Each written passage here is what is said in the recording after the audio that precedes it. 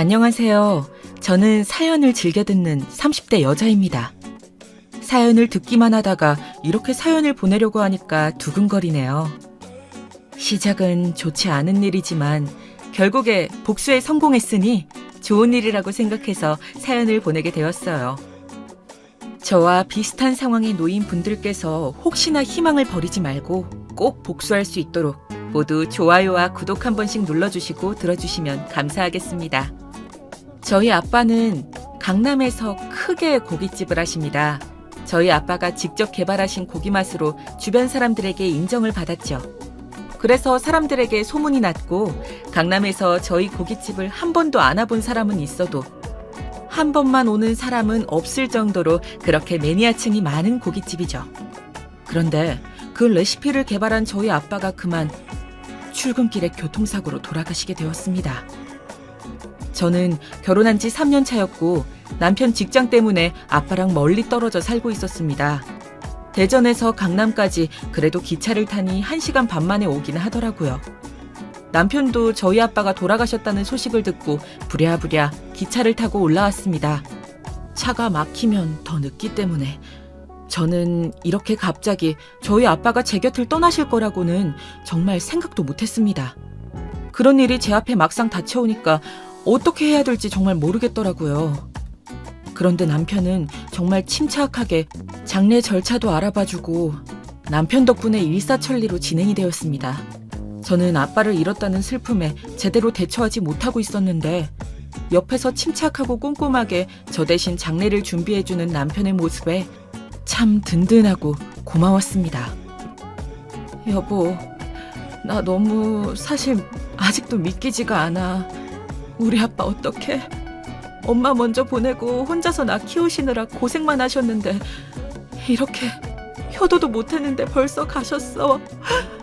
나 진짜 앞으로 어떻게 살지? 자신이 없어.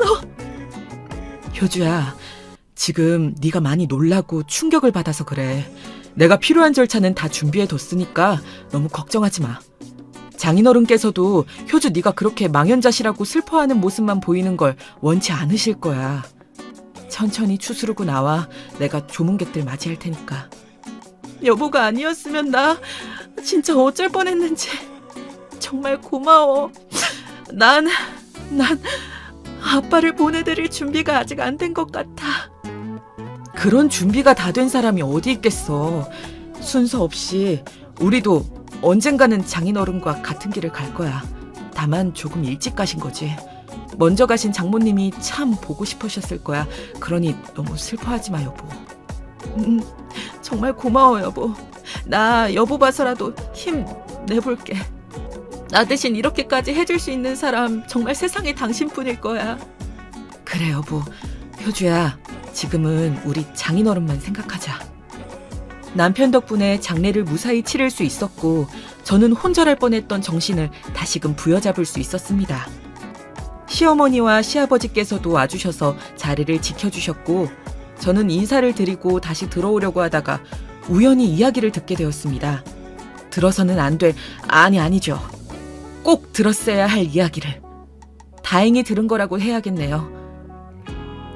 새아가 얼마나 상심이 크니.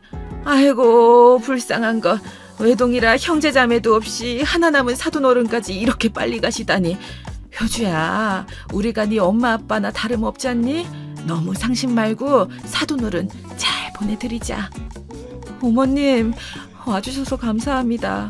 그 어떤 말보다 더 위로가 되네요. 아빠가 떠나셨지만 저에게는 어머님, 아버님이 계시니까 혼자가 아닌 게 맞네요. 너무 감사합니다. 아빠 잘 보내드리는 데에만 집중할게요. 그래, 아가. 너무 걱정하지 말고. 사돈어른께서는 좋은 곳으로 가실 거다. 먼저 간 사부인가 그동안의 회포를 푸시겠구나. 너한테는 나랑 집사람이 있으니 너무 적적해 하지 말고. 아유, 그나저나 지금까지 한잠도 못 잔 거 아니냐? 우리가 여기 있을 테니 조금이라도 눈 붙이렴. 그래, 여보. 지금까지 계속 못 쉬고 밥도 못 먹었잖아. 이러다 여보가 먼저 쓰러지겠어. 조금이라도 눈 붙이고 와. 잠이 오진 않더라도 누워라도 있다가 오는 게 어떨까? 어차피 잠이 오지도 않을 텐데. 나 괜찮아. 정말이야. 괜찮아요, 어머님, 아버님. 걱정해 주셔서 감사해요. 그래도 자리는 지키는 게 맞는 것 같아요. 그래도 이렇게 무리해서 자리 지키다가 너 쓰러지기라도 하면 우리가 먼저 가신 사돈어른 얼굴을 어떻게 보겠니? 무리하지 말고 이럴 땐 어른 말 듣는 거야. 얼른 들어가렴. 세아가 우리가 너무 걱정돼서 그런다. 이렇게 걱정시키는 것도 불효인 거 알지? 그렇게까지 이야기하시니 제가 더 당해낼 수가 없네요. 알겠습니다, 어머님, 아버님. 감사해요. 그럼 잠시만 다녀올게요. 잠도 오지 않았고 슬픔에 잠겨 누워도 불편하기만 할 것 같았지만 하도 시아버지, 시어머니, 남편이 모두 저에게 쉬라고 그러시는 바람에 잠깐이라도 누워있을까 하고 들어가 있었습니다. 그런데 5분이 지나도 10분이 지나도 몸이 편하기는커녕 마음이 그래도 내키지 않아서 다시 나와봤는데 그런 이야기를 듣게 될 줄은 정말 상상도 못했습니다. 저는 정말 마치 못에 박혀 벗어나지 못하는 사람처럼 계속해서 제가 들은 내용이 맞나 의심하게 되었습니다. 어떻게 저희 아빠 장례식에서 이런 더러운 이야기를 주고받으실 수가 있는 건지 그때만 생각해도 아주 치가 떨려옵니다. 제가 듣고 있다는 사실은 전혀 모르는 눈치였습니다. 하긴 그러니까 이런 이야기를 할 수 있었던 거겠죠. 사돈어른 유산만 얼른 받고 전연 빨리 처리해라. 그게 여러모로 우리 집에 가장 필요한 일 아니겠니? 아유, 장례식은 왜 이리 시간이 안 가나 참. 네, 당연하죠. 장인어른 재산 때문에 제가 효주를 선택했던 거잖아요. 그나저나 저 완벽히 해낸 거겠죠? 저 사실 쫄려요, 엄마. 너는 누굴 닮아서 그렇게 간이 콩알만 하니? 하여간 지 아빠를 닮아가지고 그래서 우리가 계획에서 너희 아빠를 뺀 거잖니. 저 양반은 알았으면 난리를 칠 양반이지. 표정도 못 숨겨서 금방 들통날 테고. 아무리 생각해도 빼고 일 처리하길 잘했어. 지금도 봐봐. 속도 좋지. 저러고 조문객이나 받고 있잖냐? 그래도 아버지가 조문이라도 해주시니까 우리가 지금 이런 이야기를 맘 편히 할 수 있잖아요. 장인어른한테는 죄송한 일이지만 애초에 유산 노리고 결혼한 거였으니까 옳은 수순이라고 생각해야겠죠. 니네 형이 우리 집 재산만 그렇게 안 날려먹었어도 네 첫사랑이라는 연지랑 내가 진작 결혼 승낙했지. 니네 형이 날린 우리 집 재산 메꾸려면 이 방법밖에 없었잖니. 네가 다행히 효주를 잘 꼬셔서 망정이지 3년이면 많이 참았다. 그동안 제가 얼마나 힘들었는진 알아주셔야 해요. 저는 하루빨리 우리 연지한테 하루라도 빨리 달려가고 싶다고요. 효주 보기도 사실 미안하고요. 사람 마음 이용한 것 같아서. 이제 와서 그런 쓸데없는 소리.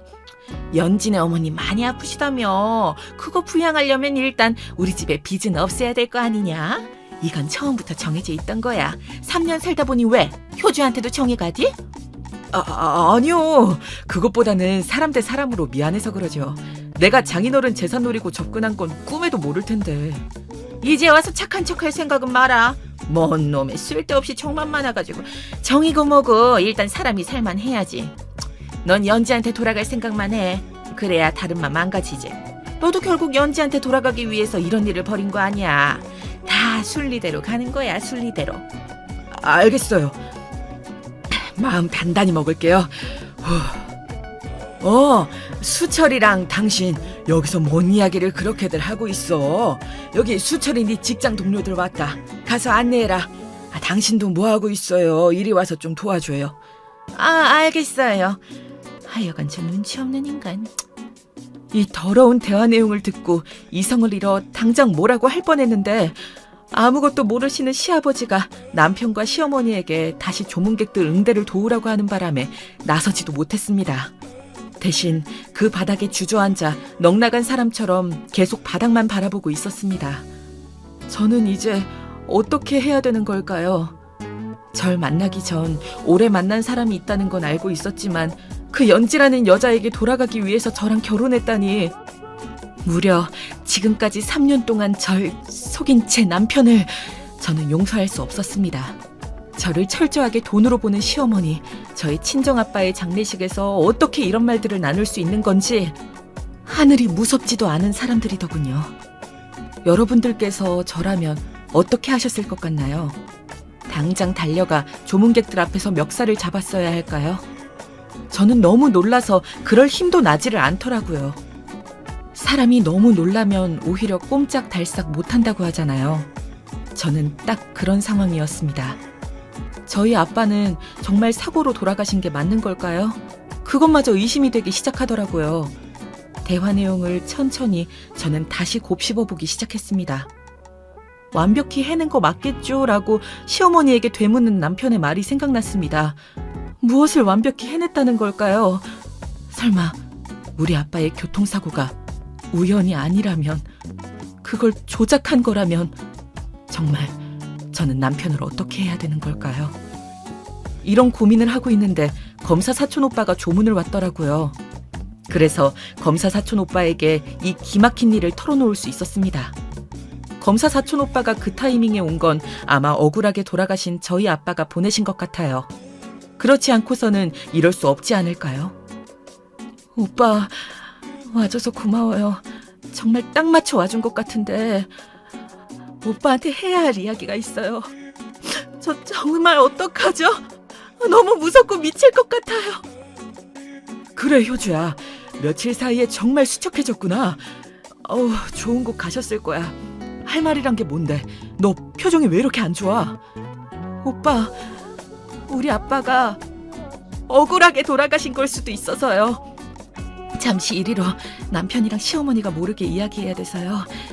잠시만요, 와주세요. 뭐? 억울하게 돌아가셨다고? 좀 더 자세히 말해봐. 사고로 돌아가신 게 아니란 말인 거니? 그게 정말이라면 이렇게 가만히 손 놓고 있을 시간이 없어. 얼른 이야기해봐.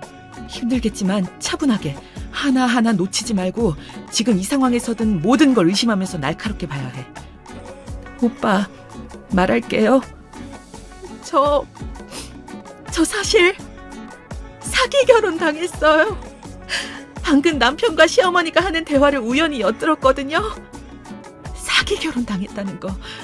이렇게 우리 아빠 장례식에서 그 사실을 알게 될 줄은 꿈에도 몰랐지만요. 남편은 저랑 결혼한 이유가 바로 우리 아빠 재산 때문이더라고요. 정말 무서웠어요. 남편이 절 속이고 결혼했다는 게, 아빠 돈을 가로채려고 했다는 게 시어머니랑 짜고 3년 전부터 계획해온 것 같더라고요. 아직도 온몸이 떨리고 목이 메이네요. 저 이제 어떡하죠? 그게 사실이야? 지금 저렇게 조문객들 맞이하고 있는 저 사람들이? 내가 가만두지 않을 거야. 저 새끼 저것도 남편이라고 시어머니랑 같이 짜고, 사람 새끼가 할 짓이 아니지. 잠깐만요, 오빠. 잠시만요. 아직요. 장례식장에서 이럴 순 없어요. 심지어 남편은 저 몰래 첫사랑 연지라는 사람이랑 아직도 만나는 것 같더라고요. 더 중요한 건 우리 아빠가 사고로 죽은 게 아닐 수 있다는 거예요. 남편이 완벽하게 처리한 건지 걱정이 된다고 했거든요. 이거 단순 교통사고 아닌 것 같아요. 우리 아빠 차 타기 전에 혹시 남편이 무슨 짓을 한 건지 지금 당장 CCTV라도 확인해야 될 것 같아서요. 그래, 일단은 침착하는 게 좋겠다. 장례식장이니까 여기에서 소란을 피울 순 없지. 그래서도 안 되는 거고. 알겠어, 내가 한번 알아볼게. 대한민국에 CCTV가 얼마나 많은데 차 사고 나는 것 이외에 동선 따라가면서 CCTV 확인해보면 분명 덜미가 잡힐 거야. 단순 교통사고로 처리되면 너희 남편이나 고모부 동선까지 경찰들이 체크하지는 않을 테니까. 맞아요. 이건 단순 사고가 아니에요. 그래서 증거 확보 좀 부탁드릴게요. 오빠한테 이렇게 어려운 부탁을 드리게 돼서 정말 미안해요. 그런데 지금 제가 믿을 사람이, 부탁할 사람이 검사인 오빠밖에 없어서 그래요. 정말 꼭 좀 부탁드릴게요. 아니야, 이게 우리 일인데 뭘. 고모부 떠나시는 길 외롭지 않게 네가 꼭 여기서 자리 지켜. 지금은 당장 너한테 어떻게 못할 거야. 정말 고모부가 단순한 교통사고로 돌아가신 게 아니라면 내가 내일이라도 당장 네 남편이랑 시어머니 수갑차게 해줄게. 조금만 기다려. 네, 고마워요, 오빠. 오빠만 믿고 있을게요. 사촌 오빠가 검사여서 정말 얼마나 다행이었는지 모릅니다. 바로 수사 들어가겠다고 이야기해주는데 정말 안심이 되었습니다. 제 옆에서 3년 동안 거짓말로 저를 구워 삶은 남편을 제대로 쳐다볼 자신이 없더라고요. 그래서 다시 쉬는 곳으로 돌아가서 쉬는 척을 했습니다. 제가 이야기를 들었다고 생각하고 혹시나 증거를 인멸하려고 하면 안 되는 거니까요. 악마 같은 무섭고 추악한 시어머니와 남편을 마주한다면 쌍욕이 한 바가지 나오는 걸 막을 수 없을 테니까요. 참고 또 참으면서 그렇게 그날 밤을 버텼습니다. 시아버지는 정말 아무것도 모르는 눈치던데 이런 파렴치한 짓을 시어머니랑 남편이 저지른 걸 알면 얼마나 충격이 크실까요? 듣자 하니 아주버님이 시댁의 재산을 모두 날려먹은 것 같던데 결혼 전이나 후에 저한테는 한마디도 없어서 전혀 몰랐던 이야기였습니다. 정말 명백한 사기가 아닌가요? 게다가 연지라는 그 여자는 대체 뭘까요? 왜 결혼한 사람을... 애초에 저를 선택한 게 돈 때문이라 3년간 남편을 기다린 여자쯤 되려나요? 다른 사람 눈에서 피눈물 나게 하고 과연 둘이 행복할 수 있을까요? 절대 아니겠죠. 제가 절대 그렇게 두지 않을 거니까요. 그렇게 칼 가는 심정으로 버틴 밤이 지나고 다음 날이 밝았습니다. 장례식장에 갑자기 형사분들이 들이닥쳐서 남편과 시어머니를 찾는 겁니다. 그래서 사촌 오빠가 단서를 제대로 잡았구나 싶었죠. 아니나 다를까 형사분들이 이런 말을 하시는 겁니다. 정말 저와 다른 조문객들이 경악할 광경이 펼쳐지게 되었죠. 눈앞에서 수갑을 차는 모습은 머리털 나고 정말 처음 봅니다. 아마 다른 조문객분들도 저와 마찬가지가 아니었을까요? 그것도 다른 곳도 아니고 장례식장에서요. 철컥철컥 수갑 차는 소리가 들리고 형사님들께서 미란다의 원칙을 이야기하시더라고요. 드라마나 영화에서만 보던 모습을 실제로 보다니요. 이수철 씨 되십니까? 장인어른이신 장호범 씨 살인 교사 혐의로 체포합니다. 당신은 변호사를 선임할 수 있고 묵비권을 행사할 수 있습니다. 그리고 이수철 씨 어머니 양춘자 씨도 살인 교사 혐의로 함께 체포합니다. 역시 변호사를 선임할 수 있고 묵비권을 행사할 수 있습니다. 자, 끌고 가시죠. 네, 참 무서운 세상이네요, 장인어른. 사돈을 죽이다니. 끌고 가겠습니다. 자, 얼른 타세요. 형사님, 저를 체포하시는 건가요? 증거 있어요? 있냐고요? 이게 무슨... 아니, 난 아니에요. 안 죽였다고요. 살인 교사라니.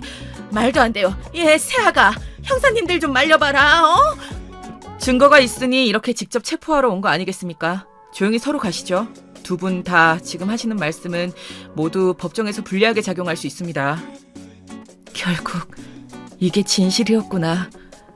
여보가 어떻게... 우리 아빠를... 어머님이 어떻게 우리 아빠를 죽이실 수가 있으세요?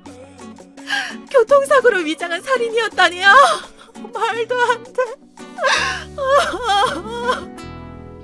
이게 어떻게 진실일 수가 있는 거죠? 저는 정말 저의 두 눈을 의심할 수밖에 없었습니다. 남편과 시어머니가 형사님들한테 끌려나가는 걸 지켜보고 있던 저는 뒤따라 나온 시아버지와 눈이 마주치며 어떻게 된 일이라고 묻는 시아버지께 아무 말도 할 수가 없었습니다. 저도 궁금하니까요. 어떻게 이 모든 일이 진실일 수 있는 걸까요? 때마침 검사 사촌 오빠가 와서 상황 설명을 해주더라고요. 세아가, 이게 대체 무슨 일이니? 우리 집사람이랑 수철이가 사돈 어른을? 그건 정말 말도 안 되는 이야기잖니. 어떻게 형사들이 와서 이렇게 데려갈 수가. 나만 이 상황이 이해가 안 되는 거니? 뭐 아는 거 있니? 있으면 얼른 얘기해 주렴. 아버님, 그게... 저도 어떻게 된 일인지 이게 정말 진실이라니 저도 믿기지가 않아서요. 효주야, 방금 연행되었다는 소식 듣고 달려왔다. 생각보다 형사들이 더 빨리 움직여줘서 법정에서 진술 가능하지? 어제 나한테 해줬던 말, 그리고 너희 남편은 CCTV에서 발목을 잡힌 거야. 효주 네 말대로 정말 네 남편이 범인이었어. 고모부가 출근하시기 전에 미리 너희 남편이 와서 글쎄... 바퀴에 구멍도 내고 차 뚜껑까지 열어서 뭘 열심히 만지던 게 포착이 되었어. 단순 교통사고로 그대로 종결될 뻔했는데 효주 네가 고모부 억울함 풀어드린 거나 다름없어. 정말 다행이지. 예? 그게 무슨 소리입니까? 왜 우리 아들이 사돈어른 차에 대체 무슨 짓을 했다는 겁니까? 예? CCTV에 정말 찍힌 거 맞아요? 네, 안타깝지만 그게 사실로 드러나서 오늘 긴급하게 형사님들이 연행해 간 것입니다. 이건 엄청난 계획범죄예요. 아드님과 아내분께서 이런 일을 작당하는 동안 정말 모르셨던 거 맞습니까? 오빠, 아버님은 정말 아니셔. 어제 남편이랑 시어머니 대화 들으면서 알았거든. 시아버지는 아무것도 모르셔. 아무 잘못도 없으시고 아마 나보다도 아버님 충격이 더 크실 거야. 오빠 너무 고마워. 내 의심이 맞았다는 걸 이렇게 바로 알게 되다니. 이건 다 오빠 덕분이야. 오빠 아니었으면 나 혼자 어떻게 이걸 이렇게 금방 알아내서 남편이랑 시어머니를 체포할 수 있었겠어. 어제 내가 들은 대화 녹음은 못했지만 분명 남편이랑 시어머니 폰 뒤지면 증거는 넘치고도 남을 거야. 당연히 법정 진술을 해야지. 그럼 이 모든 게 정말 사실이라는 겁니까? 만니 세아가? 정말 면목이 없구나. 아니 왜 대체 그런 잔인한 짓을.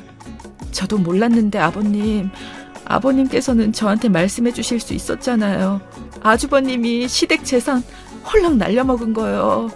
저는 여태껏 아버님과 가족이 아니었나 봐요. 저만 모르는 시댁의 비밀이 있었잖아요. 저 어제 듣고 얼마나 놀랐는지 몰라요. 그 날려먹은 재산 때문에 우리 아빠 재산을 노리고 수철 씨가 저한테 일부러 접근한 거였다고요, 아버님. 저는 이제 어떻게 살아가야 할까요? 어떻게 살 수 있을까요? 사고뭉치 그 녀석 때문에 우리 집 재산이 싹 다 날아간 건 사실이다. 세아가 미리 말 못해서 정말 미안하구나. 사실 알고 우리 수철이랑 결혼한 줄 알았는데 그게 아니었더구나. 그래서 세아가한테 우리 집에 대해 제대로 말해줘야 되지 않겠냐고 했더니 수철이랑 집사람이 극구 말리더구나. 알아서 좋을 건 하나도 없다면서 말이지. 그랬어도 내가 너한테만큼은 이야기해줬어야 하는데 정말 미안하구나. 이미 늦었잖아요, 아버님. 상황을 보세요. 그것만 제가 알았어도 수철 씨한테 넘어가는 일은 없었을 거예요. 수철 씨가 저희 아빠를 죽게 만드는 일도 없었을 거고요. 지금 일어난 거 우발적인 것도 아니고 철저히 계획된 살인이잖아요. 내가 그동안 정말 잘못했구나. 내가 대신 사과하마. 정말 미안하다 세아가. 용서하라는 말은 못하겠구나. 내가 정신 못 차린 두 사람이 꼭 벌받고 죗값 치르고 나올 수 있게 할 거다. 정말 미안하구나. 당연히 그래야죠. 조금만 더 일찍 알았더라면 우리 아빠가 돌아가실 일도 없었을 텐데. 이 원통함은 대체 누구한테 원망해야 하는 걸까요? 힘들겠지만 일단 서로 가서 그 작자들이 뭐라고 짓거리는지 들어보자. 좀 더 압박해서 전부 자백할 수 있도록 해야겠어. 얼른 다녀오자. 그럼 여기는 누가 지켜? 효주야, 세아가 내가 면목도 없고 염치도 없지만 잠깐이라도 마지막으로 시아버지 노릇하게 해주겠니? 내가 지키고 있을 테니 얼른 다녀오렴. 아버님, 알겠어요. 감사합니다. 금방 다녀올게요. 사촌 오빠는 가는 길에 시아버니만큼은 정말 좋은 분도 맞고 범죄에 가담하지 않은 것 같다면서 착잡하겠지만 마음 단단히 먹으라고 해주더라고요.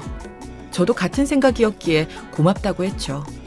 서에서 수갑을 찬 채로 마주한 시어머니와 남편은 정말 가관이었습니다.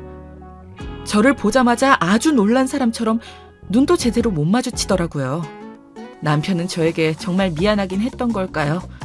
시어머니는 그렇게 보고만 있을 거냐면서 자기는 잘못하지 않았다고 계속 우기더라고요. 정말 사람이 어쩌면 그렇게 뻔뻔할 수가 있는지. 보고도 믿기지 않는 광경에 저는 더욱더 입을 열 수밖에 없었습니다. 이렇게 가만히 있으면 안 되는 거잖아요. 우리 아빠는 살아 돌아올 수 없는데 말이죠. 죗값 제대로 치를 수 있도록 저는 어떻게든 자신의 죄를 고백하게 만들고 싶어서 더 이야기를 했습니다. 그런데 정말 뻔뻔한 사람들은 여전히 자백 같은 건 하지 않더라고요. 폰을 열어보면 어차피 다 나올 증거들 앞에서도 말이죠. 정말 정신병 걸리는 줄 알았습니다. 어머님께서 죄가 없으시다고요? 저 어제 그 대화 다 듣고 신고한 건데. 모르셨나 봐요. 하긴. 그럼 어떻게 하루아침에 갑자기 형사들이 들이닥쳐서 체포된 건지 앞뒤가 안 맞았을 텐데. 그래서 모른 척 계속 발뺌하실 거였던 거예요? 뭐? 그럼 우리를 신고한 게 다 효준이가 그런 거라는 거냐? 어떻게 그런 말도 안 되는 거짓말을 해서 시어머니랑 지남편을 이렇게 고생하게 하니? 그만하세요. 우리 다 끝났어요, 엄마. 잘 안 해. 어머님, 아주버님이 날린 재산 왜 수철 씨가 메꿔야 한 거죠? 그것도 저희 아빠 재산으로요. 아니, 유산으로. 죽일 것까진 없었잖아요. 대체 왜 그랬어요, 왜? 유산이어야 탈이 없지. 재산이면 언제든 가져올 수도 있는 거잖니? 그리고 막말로 우리 수철이랑 그동안 세월이 있는데 어쩌면 우리한테 묻지도 않고 바로 이렇게 신고라니? 그게 지금 저한테 할 소리세요? 하긴 이렇게 뻔뻔하니까 그런 끔찍한 짓도 저지를 수 있었겠죠. 그 연지라는 여자는 수철 씨 첫사랑이라면서요? 그 여자도 한통속이겠죠? 아니야. 연지는 전혀 상관없어. 지금 이 상황에서도 첫사랑만은 지키시겠다. 참, 당신 나한테 한순간이라도 진심인 적은 있었니? 난 그것도 모르고 우리 아빠 장례식을 척척 잘 준비해줘서 고맙다고 생각하고 있었어. 바보 등신같이 말이야. 당신이 우리 아빠 유산 노리고 계획한 범죄인 줄도 모르고 알아? 지금 내 심정 알겠냐고. 찢어지는 고통 속에 몸부림치면서 겨우 정신을 차렸어. 너 같은 인간 단죄해야 되니까. 수철이 본인이 하겠다고 한 거야. 내가 무슨 수로 말리겠니? 난 잘못 없다? 이것 좀 풀어줘요 좀. 이렇게 안 하면 연지랑 허락 안 해주신다면서요. 그래서 제가 총대를 맨 거잖아요. 지금 절 버리시는 거예요? 다 엄마가 하라는 대로 한 거잖아요. 그러면 별 탈 없을 거라면서요. 이게 다 누구 때문인데. 그러면 우리 집안 살릴 건 너밖에 없는데 어떡하라고. 바보 등신처럼 사기당해서 우리 집안 거덜낸 놈한테 뭘 바라겠니. 연지랑 살라고 했지 않니? 이번 일만 잘 마무리하고. 근데 그걸 들켜선 와, 정말 눈물 없이 못 보겠네요. 이제 와서 서로 탓하시기는. 둘 다 똑같은 괴물이에요. 저희 아빠 죽이고도 아무 일 없던 것처럼 단순 교통사고로 위장하고 계속 행복하게 살아갈 수 있을 줄 알았어요? 정말 꿈도 크시네요. 아버님도 이 사실을 알고 정말 크게 자책하시던데 어머님과 당신은 자책은커녕 반성도 없네. 미안하다. 지금 와서 어떤 변명도 다 안 통하겠지만 너한테 100% 거짓된 마음은 아니었어. 장인어른한테 그런 짓 한 건 정말 미안해. 나도 방법이 없었어. 지금 다 내가 시켰다는 거냐? 무슨 다 수철이 이놈이 알아서 단독 범행을 한 거라고요. 난 아무 잘못이 없어요. 이것 좀 풀어줘요. 통화 기록이랑 카톡 내용 보면 다 밝혀지실 텐데 이제 좀 그만하시죠. 추악해요, 어머님. 그리고 당신 그런 말 다 소용없어. 연지인지 뭔지랑 그렇게 살고 싶었니? 선처 따위는 없어. 평생 감옥에서 썩어. 두 모자가 아주 오붓하게 말이야. 다른 사람 폰을 보다니 이건 불법 아니니? 어머 얘 좀 봐라. 내가 뭘 그렇게 잘못했다고 그러니? 내가 감옥을 왜 가? 어? 난 말한 것밖에 없어. 행동은 다 수철이가 했다니까. 정말 미안해. 엄마가 그렇게 하라고 하셨어도 내가 하지 말았어야 했는데 나도 장인어른 재산에 눈이 멀었던 건 사실이야. 그리고 범죄를 저질렀지. 이제 다 끝난 것 같다. 날 용서하지 마. 미안해. 평생 죗값 치르면서 살아. 얘 좀 봐라. 난 아무 잘못이 없다고. 너희 아빠 돌아가신 건 안타깝지만 그게 우리 잘못은 아니라고 몇 번을 말하니 우리 수철이가 그랬든 아니든 난 모른다니까. 자기는 죄가 없다며 발악하는 시어머니를 뒤로하고 슬퍼 보이는 가식적인 남편의 표정을 뒤로하고 저는 다시 아빠의 장례식장으로 갔습니다. 아무것도 모르고 남편에게 고마워했던 제가 정말 바보 멍청이 같더라고요. 어떻게 이런 일이 있을 수 있을까요? 아빠께서 저한테 그 대화를 엿듣게 하신 건 아닐까요? 정말 억울해서 더는 속지 말라고 말이죠. 검사 사촌 오빠 덕분에 수월하게 남편과 시어머니를 벌할 수 있었지만 아직도 저는 그때 그 일만 생각하면 숨도 잘 쉬어지지가 않습니다. 가족끼리, 아니 가족을 빙자한 사기에 살인까지. 죄질이 정말 나쁘잖아요. 저희 아빠가 다시 살아 돌아오실 수만 있다면 어떤 짓이든 할 수 있는데 세상에는 우리 아빠를 다시 살려낼 방법이 없습니다. 여러분이 저라면 어떻게 하실 건가요? 죄인들은 감방에 가서 죗값을 치르고 있습니다. 시아버지는 봉사단체에 들어가서 없는 듯 살고 있고요. 저는 아빠의 고깃집을 이어받아서 아빠의 빈자리가 티나지 않게 열심히 일상을 살아가고 있습니다. 시어머니가 남편에게 살인을 사주하는 내용이 다 밝혀졌거든요. 카톡도 참 착실히 주고받았고요. 남편은 우리 아빠를 사고사로 위장하기 위해서 어떻게 계획하고 실행할지 낱낱이 시어머니한테 보고했거든요. 그 증거가 그대로 있는데 어떻게 끝까지 자기는 죄가 없다고 할 수가 있는지 뻔뻔한 시어머니에 또 한 번 놀라게 되었습니다. 저는 도저히 안 되겠어서 남편의 첫사랑이라는 연지라는 그 여자를 수소문했습니다. 수소문해서 찾아갔죠. 남편과 시어머니의 파렴치한 범죄와 본인 때문에 우리 아빠가 억울하게 돌아가셨다는 이야기를 하기 위해서였습니다. 죗값도 치르고 있고 그런 남자를 사랑한 것을 평생 후회하게 만들어주고 싶기 때문이었죠. 유현지 씨, 혹시 저 아시나요? 제가 이수철 씨랑 3년간 살았던 사람이거든요. 잘 알고 있어요. 저한테는 무슨 일로 찾아오신 거죠? 혹시 수철 씨한테 무슨 일 생긴 건가요? 저는 수철 씨한테 뭘 요구하거나 하진 않았어요. 뭘 묻고 싶으신 건진 잘 모르겠지만. 그걸 정말 몰라서 물어요?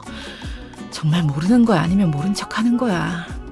이수철 씨랑 시어머니가 감방에 있는 거 정말 몰라요? 그럼 말해줘야겠네. 이수철, 살인자야. 그렇게 만든 사람은 바로 당신이고 알아요? 그래서 계속 연락이 안 되었던 거군요. 저는 정말 몰랐어요. 수철 씨가 아내분이랑 헤어지고 다시 올 때까지 기다려달라고 해서 그렇게만 하고 있었고, 저는 보시다시피 저희 아픈 엄마 간호하느라 한시도 허투루 쓸 수 없는 사람이라고요. 수철 씨 얘기하시러 온 거면 얼른 하고 가세요. 살인자라니, 아무리 화가 나셨어도 정말 무례하시네요. 생사람 잡는 것도 정도가 있는 거죠. 그리고 당신보다 제가 더 좋으니까 만날 수도 있는 거죠. 뭐라고요? 정말 뻔뻔하게 그지없네. 철판 제대로 깔았네요. 하긴 그러니까 불륜을 3년 동안이나 하셨겠지만, 그래서 지금 자꾸 몰랐다고 하시는데 내가 그걸 믿을 것 같아요? 그리고 몰랐다고 계속 말하면 있던 죄가 없어진다고 생각하시는 건가요? 이수철이 당신 때문에 우리 아빠를 죽였는데 그것도 발뺌할 거예요? 그냥 모르면 끝이라고 말할 수 있어? 3년간 유부남이랑 그렇게 만난 건 아픈 엄마 앞에서 떳떳하시고. 여기 병원에서 이러시면 어떡해요. 나가서 이야기해요. 우리 잘못했어요. 일단 나가요. 네? 제발, 제가 잘못했다고요. 아니요, 전혀요. 여기서 뻔뻔한 유현지 씨 민낯을 병원 사람들도 알아야죠. 그리고 이런 유현지 씨 어머님께서도 창피 좀 당하셔야 하고요. 딸이 유부남을 만나는 걸 알고도 가만히 놔둔 건 잘한 짓인가요? 네? 대답 좀 해보세요. 대답 좀 해보시라고요. 남의 병원에서 이러시는 건 정말 아니죠. 제가 잘못했다고요. 그러니까 제발 그만. 내 남편 이수철이 여기 있는 유현지 씨랑 3년 동안 바람을 피우고 바람 피운 걸로 모자라 둘이 살겠다고 우리 아빠를 죽였어요. 지금 감방에 가 있고요. 그런데 몰랐다고 발뺌을 하네요. 병원 사람들, 이리 좀 와보세요. 이런 년을 제가 그냥 가만히 두는 게 맞을까요? 드라마보다 더 드라마 같은 일이 바로 여기 지금 일어나고 있다고요. 그러자 병실에 있던 사람들이 수군거리면서 남편의 내연녀와 내연녀의 엄마를 욕하기 시작했습니다. 어떻게 그럴 수 있냐면서 말이죠. 세상이 말세라고 무서운 모녀였다면서요. 유부남이랑 불륜을 하게 두는 엄마가 어디 있냐면서 제정신이 아니라고. 그런 이야기들이 점차 소리가 높아졌고 남편의 내연녀는 병실을 뛰쳐나갔습니다. 견디기 힘들었겠죠. 그 모욕을 참기 힘들었겠죠. 그런데 그 정도 각오도 안 하고 유부남을 만나면 안 되는 거겠죠. 저는 온 병실을 돌아가며 저에게 있었던 일들을 모두 말하고 다녔습니다. 이 병원에서 더 있을 수 없게 만든 거죠. 남편의 내연녀가 사는 곳에도 찾아가 소문을 냈습니다. 제가 겪은 이 고통을 그대로는 아니더라도 어떻게든 느끼게 해줬어야 했으니까요. 이렇게라도 해야 했습니다. 안 그러면 정말 미칠 것 같았거든요. 여기 부녀회장님 되시죠? 저는 여러분들의 이웃인 유현지 씨 관련해서 드릴 말씀이 있어서 찾아왔습니다. 제 남편과 3년 동안 바람을 피운 불륜 여인 유연지 씨가 나 몰라라 하고 뻔뻔하게 잘 살고 있는 것 같아서 도저히 못 참겠어서 이렇게 찾아왔어요. 제발 제 사연 좀 들어봐 주세요. 멀쩡히 잘 살아계신 저희 아빠를 제 남편이 죽였거든요. 바로 유연지 그년 때문에요. 그런데 여전히 자기는 모르는 일이라고 발뺌을 하네요. 어쩌면 이렇게 뻔뻔할 수가 있죠? 그러자 남편의 내연녀와 한 동네에 사는 사람들이 수군거리기 시작했고 유연지 씨에 대한 여론은 급격하게 안 좋아졌어요. 이 동네에서도 살지 못하고 이사를 가게 되었죠. 당연히 그래야 하고요. 저는 이사를 간 곳까지 찾아내서 반드시 또 이 이야기를 전하려고 합니다. 피말려서 못 살게 굴 거예요. 그런 처절한 복수를 해서라도 남편과 내연녀 유연지 사이를 갈라놓을 생각이었죠. 이렇게 하고 나니 그래도 이전보다는 더 통쾌하고 속이 시원해지더라고요. 물론 죽은 우리 아빠가 다시 돌아올 수는 없지만 이 정도 복수는 당연히 해야 하는 거라고 생각합니다. 또 다른 더 좋은 방법의 복수가 있을까요? 좋은 아이디어가 있다면 댓글로 알려주세요. 참고하도록 하겠습니다. 그리고 남편의 수감 생활이 힘들도록 이 파렴치한 짓을 수감자들끼리도 알 수 있게 저희 검사 사촌 오빠의 힘을 조금 빌렸습니다. 같은 감방에서 소문이 다 나서 남편은 얻어 터지고 괴롭힘을 당하고 있다는 소식을 들었습니다. 정말 지옥 같은 감옥 생활을 하길, 절대 먼저 나오는 일이 없길 바라고 또 바라고 있습니다. 저는 아빠의 가게를 물려받아서 일을 하는 게 생각보다 더 잘 맞아서 이번에 가게를 더 확장할 준비를 하고 있습니다. 그동안 남편과 살면서 눈이 멀어 아빠와 아빠의 일에 많이 소홀했던 게 후회가 되더라고요. 제가 더 열심히 할수록 하늘에서 저희 아빠가 계속해서 응원해 주시고 계시겠죠? 그래서 그런 마음으로 더 열심히 노력하고 있습니다. 사촌 오빠는 너무 일만 하지 말고 정말 괜찮은 사람을 소개해 줄 테니 만나보라고 합니다. 만나게 해줄 사람도 사촌 오빠랑 같은 검사라고 하더군요. 하지만 지금은 아직 때가 아니라고 생각하고 저는 아빠의 고깃집을 더 키우는 데만 집중하고 있습니다. 저와 정말 인연이라면 제 마음이 다시 열릴 때 그때도 만날 수 있지 않을까요?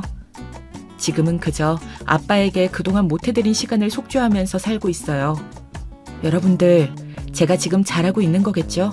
정말 괘씸한 시어머니도 감옥에서 제대로 벌받고 있을 거라고 저는 강하게 믿고 있습니다. 그래야 맞는 거잖아요. 그래야 이 세상이 공정한 것이겠죠. 여러분, 저의 이야기를 들으시면서 어떤 생각들이 스쳐가셨나요? 저는 아직도 저희 아빠 장례식장에서 들었던 남편과 시어머니의 이야기만 생각하면 밥도 넘어가지 않습니다. 제가 그때 그 대화를 들었기에 지금의 상황이 펼쳐졌다고 생각합니다. 그때 제가 그 대화를 듣지 않았으면 저희 아빠는 정말 억울하게 단순 교통사고로 그렇게 마무리가 되었겠죠. 제가 유심히 그 대화를 듣고 의심하지 않았다면, 검사 사촌 오빠가 도와주지 않았다면 이렇게까지 사건이 깔끔하게 마무리되긴 어려웠을 거라고 생각합니다. 그래서 여러분께도 이렇게 말씀드리고 싶네요. 의심할 건 하라고요. 그렇게 조언해드리고 싶습니다. 의심은 여러분들께서 성장하고 발전하는 지름길이 될 수 있습니다. 우리는 모두 완벽하지 않습니다. 때로는 우리가 믿는 것이 틀렸을 수도 있습니다. 그러나 우리가 그것을 인정하고 문제를 인식하고 해결책을 찾으려는 노력을 기울인다면 우리는 더 나은 결정을 내릴 수 있을 것입니다.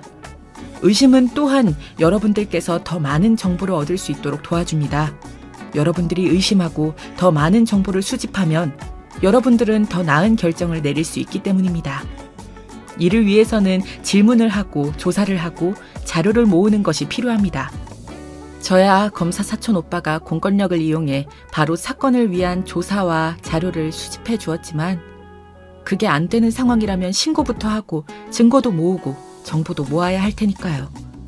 더 나아가 의심은 우리가 우리 삶을 주체적으로 살 수 있도록 도와준다고 생각합니다. 내 삶에서는 더욱 강력한 리더가 될 수 있도록 도와준달까요?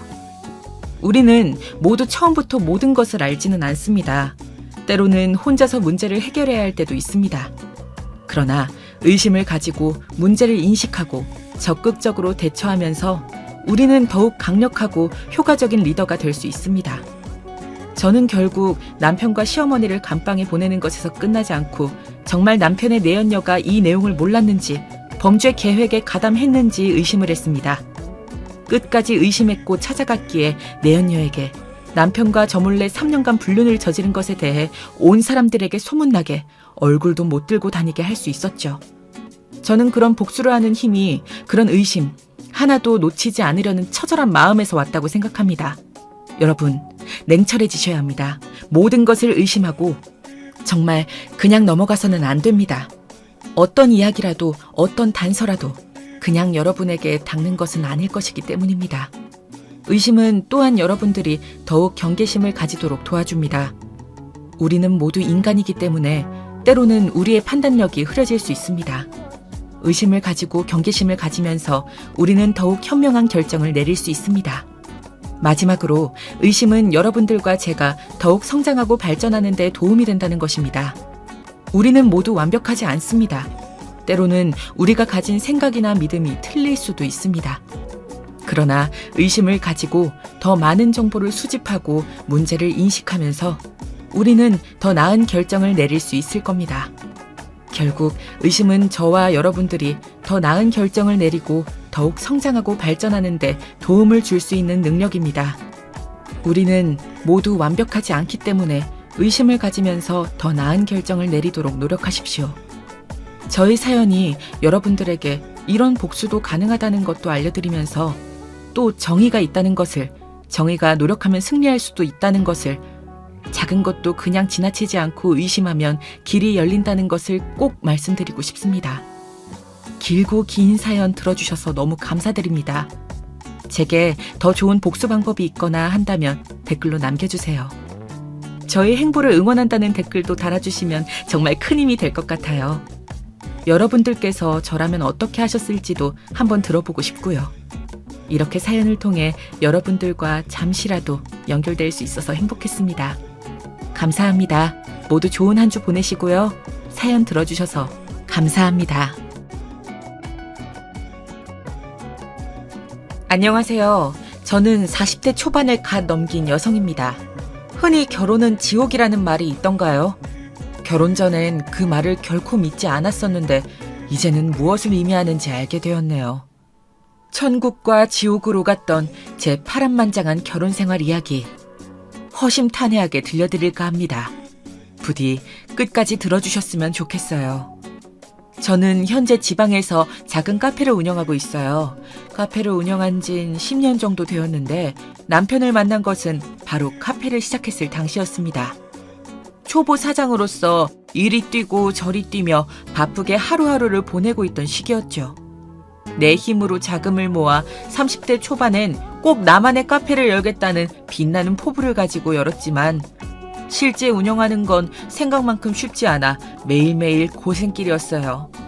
그런데 그때 당시 남편이 저희 카페가 있는 건물에 작은 회사에 다니고 있었어요. 보통 그 회사에 다니시는 분들은 1층에 있는 저희 카페를 자주 애용하곤 했기에 처음엔 남편도 그중 한 사람일 거라고 생각했죠.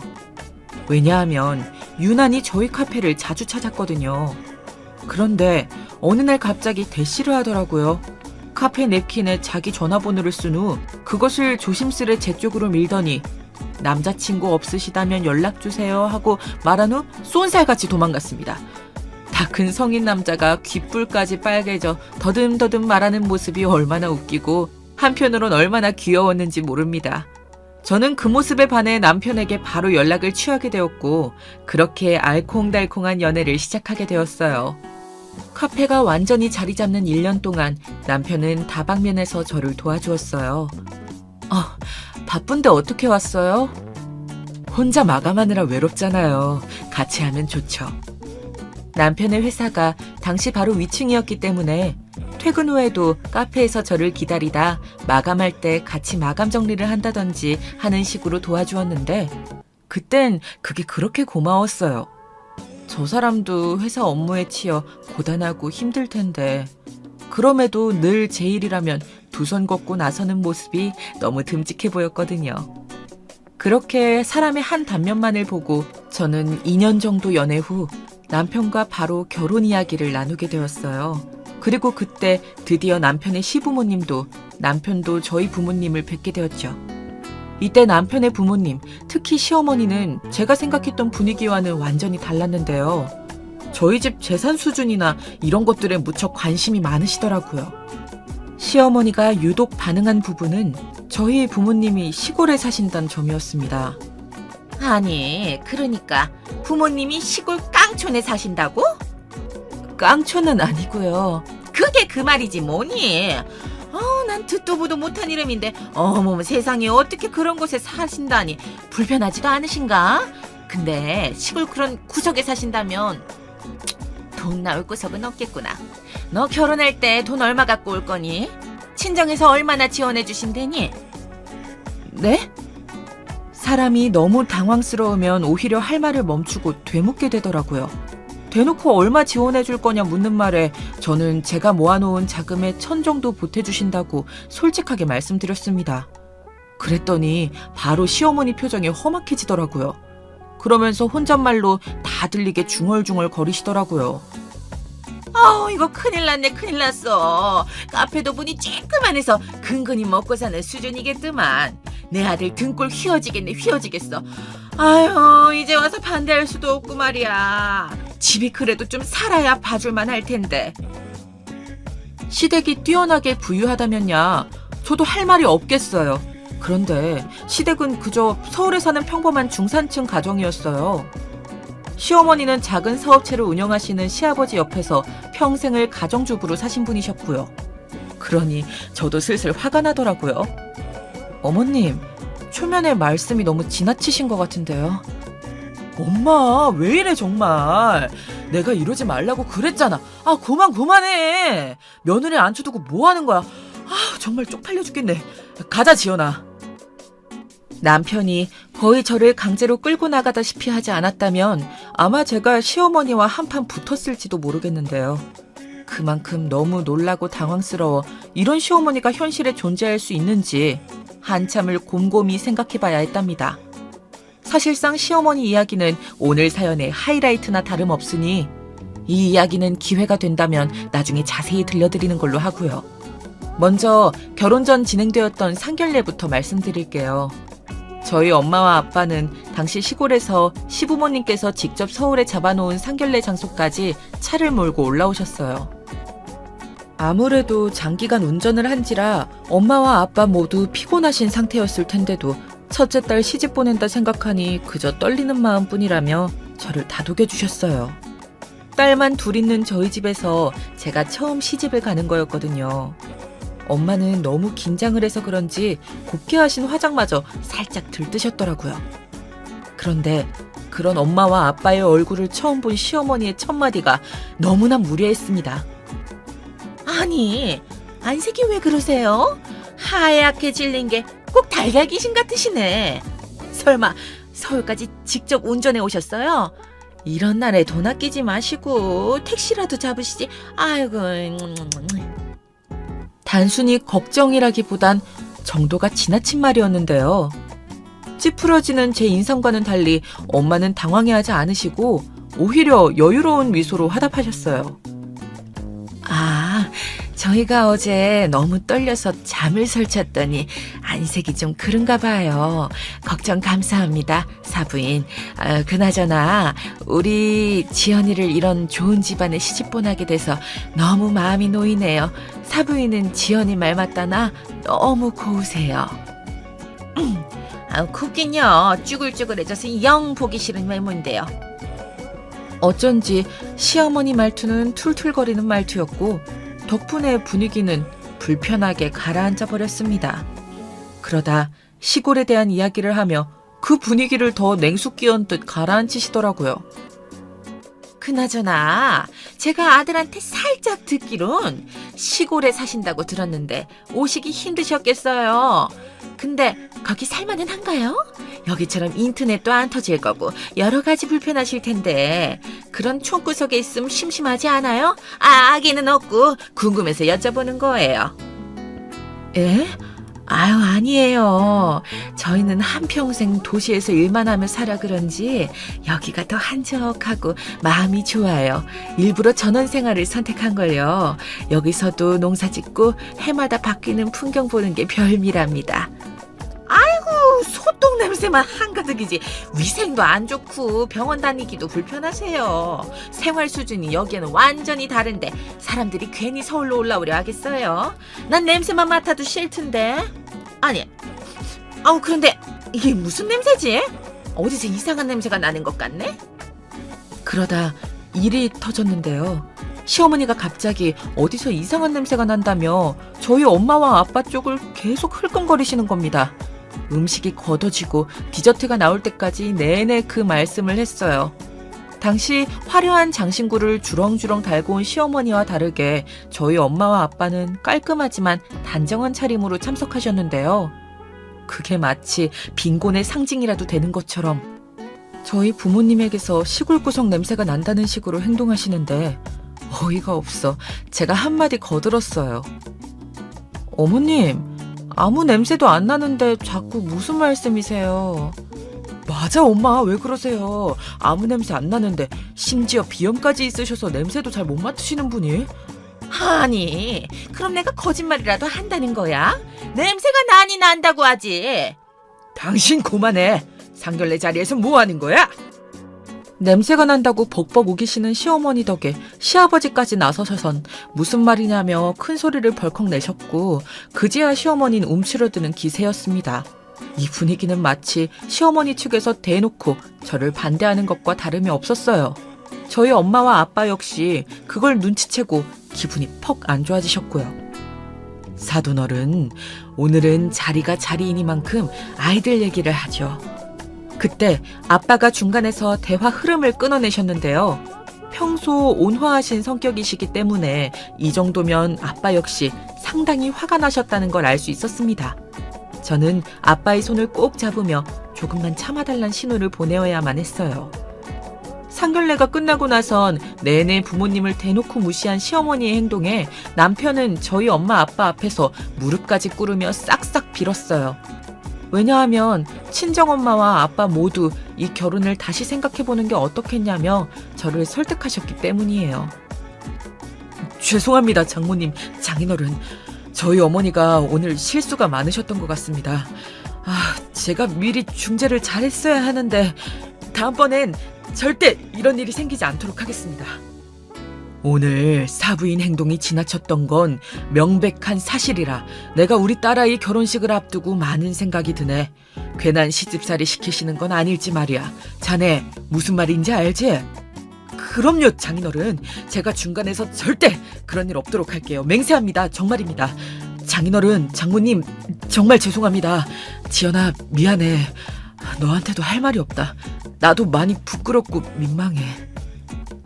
솔직히 상견례에서 시어머니가 보인 발언과 행동에 저도 결혼을 다시 한번 생각해봐야 하나 많은 고민이 들었지만 남편이 엄마와 아빠가 시골에 내려가신 후에도 제 마음이 혹여나 바뀔까 싹싹 빌었기에 저는 좀 더 이 사람을 믿어보기로 했습니다. 당시엔 어차피 결혼하고 나면 명절날이나 생신이 아니라면 볼 일이 없을 거라 생각했으니까요. 또 남편에 대한 사랑도 한몫했습니다. 그런데 결혼을 하자 이젠 물을 수 없다고 생각했는지 시어머니의 행동은 선을 넘기 시작했습니다. 예, 나다. 그래, 누구긴 누구야. 넌 네 시어미 목소리도 못 알아보니? 몰라본 게 아니고요, 어머님. 무슨 일 있으세요? 다른 게 아니고 내가 지금 너희 카페로 갈 테니까 커피 10잔 정도랑 디저트 고급진 거 비싼 걸로 세팅 좀 해놔라. 내 친구들 싹 데리고 갈 거니까. 네? 지금요? 어머님, 단체 손님은 지금 곤란한데요. 손님들이 이미 계셔서 자리가 나지 않을 것 같아요. 죄송해요. 자리가 나지 않으면 만들면 되지. 뭐가 문제야. 얼른 자리 안 만들어놔. 이거 중요한 동창 모임이란 말이야. 내가 우리 며느리 소개시켜줄 겸 겸사겸사 니네 카페 매상도 올려주러 가는 건데 너는 애가 왜 이리 야박하니? 저를 소개시켜 주신다고요? 네, 알겠어요, 어머님. 갑작스러운 방문에 당황스러움도 잠시, 있던 손님들을 쫓아내고 자리를 만들라니 황당했지만 절 소개시켜 주시고 싶다는 시어머니의 말을 거스를 수는 없었어요. 얼마나 자랑하고 싶으셨으면 그러실까 해서 조금 기분이 좋기도 했지요. 그런데 막상 열댓 명의 친구분들을 데리고 카페에 도착한 시어머니는 저를 우리 며느리야. 결혼식장에서 봤지? 얘들아 얼른 앉자 하며 바로 커피와 디저트부터 찾으시더라고요. 고급으로 준비했냐며 한 번 더 확인까지 하시고요. 시어머니의 집은 저희 신혼집에선 차로 30분 거리, 카페에서도 그 정도 거리에 위치해 있었는데요. 애초에 그리 멀지 않은 거리라 그런지 카페에 방문하시는 일이 잦았습니다. 매상을 올려주기 위한다는 명목으로 친구분들을 자주 데리고 오셨죠. 여기서 문제는 시어머니께서 친구들과 카페에 오셔서 5, 6시간을 죽치고 수다를 떨고 계시면 다른 손님들이 앉을 공간이 부족하고 또 카페 내부가 너무 시끄러워져 기존의 손님들이 떠나신다는 점이 이었습니다. 저에게는 손님 한 분 한 분이 중요한데 단골 손님마저 떠나니 불안해지더라고요. 어머님, 조금만 조용히 부탁드릴게요. 다른 손님들도 계셔서요. 저희 카페는 조용히 노트북 작업하시는 분들도 많아요. 어느 날은 제가 조용히 다가가 정중하게 귓속말로 부탁드렸는데 말한 제가 민망스럽게 퉁명스레 받아치시더라고요. 내가 언제 시끄럽게 떠들었어. 아유 알았어. 아유 까다롭긴. 조용히 할게. 매상 올려주러 왔더니 며느리 눈치만 더럽게 보게 되네. 그리고 카페에서 무슨 공부를 한다? 그래 우리 살살 얘기했어. 며느리가 시어머니한테 그러면 안 되지. 이런 반응들이 대부분이었기에 더더욱 제 기분도 상하였습니다. 그런데 더 놀라운 일은 그 다음 이어졌어요. 사실상 이 부분이 가장 화나고 염치가 없다고 느껴지는 부분인데요. 시어머니께서 한창 수다를 떨고 나시면 그냥 자리를 뜨시는 겁니다. 계산은 안 하신 채로요. 어머님, 계산은... 예, 일단 달아놔라. 예? 내가 나중에 붙일 테니까 달아놓으라고. 귀 어둡니? 오늘은 내가 지갑에 깜빡했어. 명자야, 얼른 가자. 나 오늘 노래방에서 한 10대곡은 불러 제껴야겠어. 5, 6시간에 걸쳐 카페 영업을 방해하고 그것도 모자라 외상을 하시는데 이런 일이 여러 번 이어지자 정말 못 참겠더라고요. 무엇보다 제게 카페는 생업인데 일을 방해하는 일이잖아요. 남편에게 대신 전해달라며 토로했어요. 여보, 어머님이 오늘도 가게에서 10만원치를 또 그냥 공짜로 드시고 가셨어. 아, 정말? 우리 엄마가 또? 아우, 진짜 엄마 왜 그러시냐. 알았어, 내가 처리할게. 남편 역시 이런 이야기를 들으면 괴념쩍고 민망하기 그지없을 겁니다. 어떤 자식이 부끄럽지 않을 수 있을까요?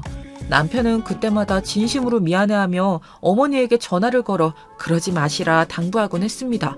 그런데 시어머니는 참으로 철면피였어요. 내가 뭐 얼마치를 먹었다고 그러는 거야. 나 고작 커피 몇 잔 얻어먹었을 뿐이다. 그걸 받아내려는 걔가 웃긴 거지. 걔는 가족 사이에 그런 걸 다 받아내야겠다니? 정말 쪼잔스럽다. 어머닌 저를 짠순이, 그것도 모자라 속 좁은 며느리로 만들고 그것으로 분이 풀리지 않았는지 남편의 동생인 신우이에게도 이 일을 일러바쳐 한창을 제욕을 해대신 것 같았습니다.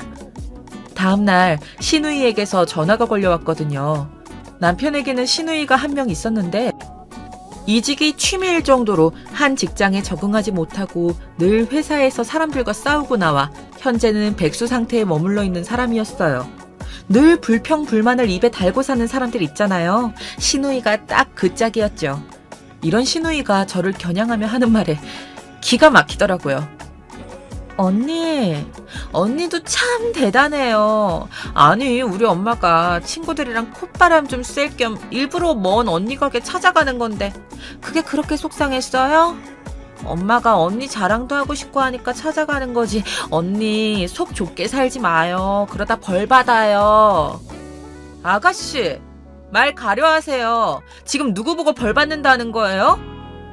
거기까지만 했어도 화가 났을 텐데 다음 날 시어머니는 보란듯이 또 제 가게에 찾아왔더군요. 이번에는 말도 없이요. 예, 자리 좀 내라. 10석 이상. 오늘은 인상 구기지 말고 있으라.